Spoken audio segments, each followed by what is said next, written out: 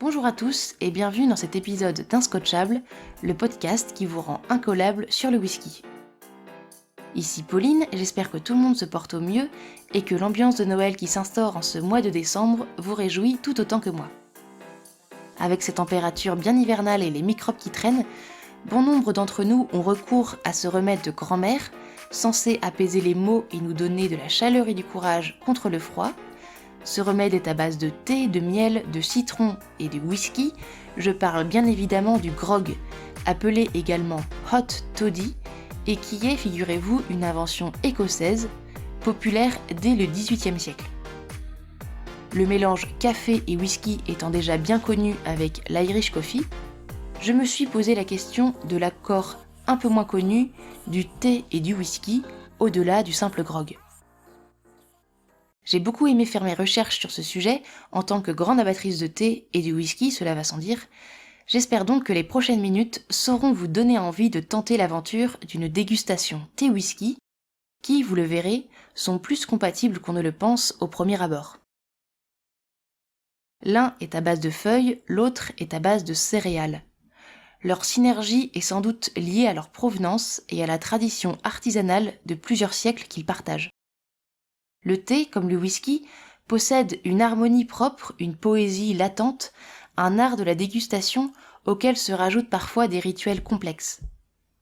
Les deux se marient particulièrement bien car leurs saveurs sont en harmonie.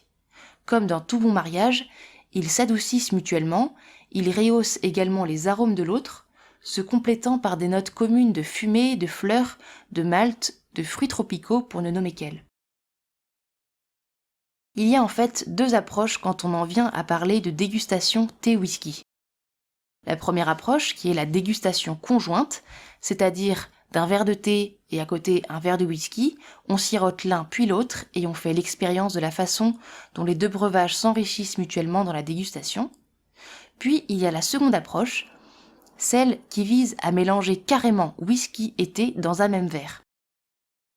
J'ai lu d'ailleurs que dans le pays du thé, la Chine, le whisky était le plus souvent bu, mélangé à du thé vert. Souvenez-vous, on l'avait déjà mentionné lors de précédents épisodes. La boisson est généralement servie comme un highball sur de la glace, avec environ une part de whisky pour 3 parts de thé. Le thé est généralement légèrement sucré. Les saveurs douces, végétales et herbeuses de la plupart des thés verts font qu'ils s'ajoutent aux whisky, même les plus légers, sans les dominer. Souvent d'ailleurs, un thé vert fait ressortir les notes d'agrumes du whisky. Le résultat est une boisson rafraîchissante et très légère. Alors je vais vous proposer 2 exemples de différentes alliances que j'ai glanées sur le net pour mélanger un whisky à un thé sans gâcher l'un ou l'autre des breuvages. Premier exemple, un Darjeeling avec un Glenfiddich 18 ans d'âge. Des arômes de fruits mûrs, une note de muscat, une bouche florale scandée d'une certaine amertume, pas de doute, le Darjeeling est le thé noir qui convient parfaitement à un Glenfiddich 18 ans d'âge, avec sa bouche souple et ses notes finales de noix et de fleurs.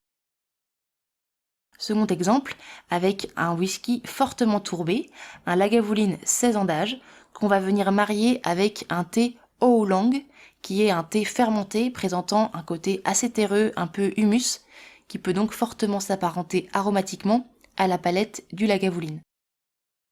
Maintenant, libre à vous de faire vos propres expériences, pourquoi pas un rooibos aux saveurs vanillées avec un hibiki ou un thé vert avec un Kraganmore.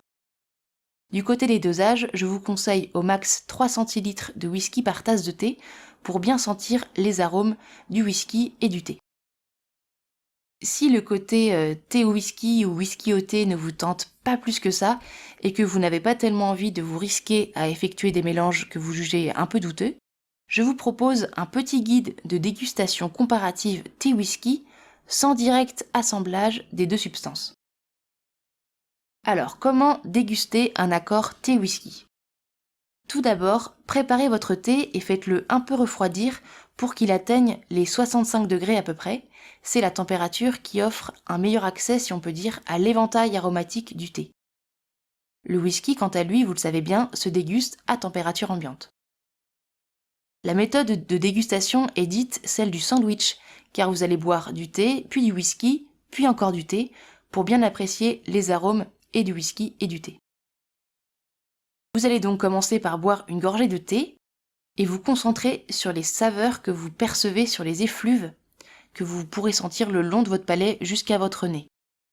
Juste après l'avoir avalé, sans plus attendre, prenez une petite gorgée de whisky, laissez-la rouler sur votre langue pendant quelques secondes, puis exhalez lentement votre souffle par votre nez, attendez que la forte impression de l'alcool ne disparaisse au profit des fragrances du whisky.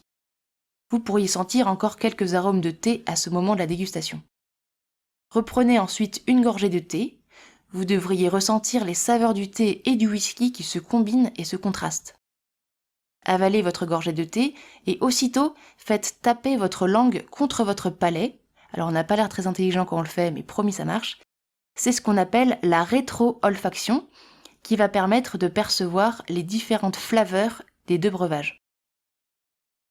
Dans les minutes qui suivent, essayez de distinguer les résidus de saveurs qui s'estompent peu à peu, les notes plus fortes auxquelles succèdent d'autres pointes, plus douces et plus cachées. Vous pouvez passer à un autre accord ou répéter celui que vous venez d'essayer s'il vous a plu.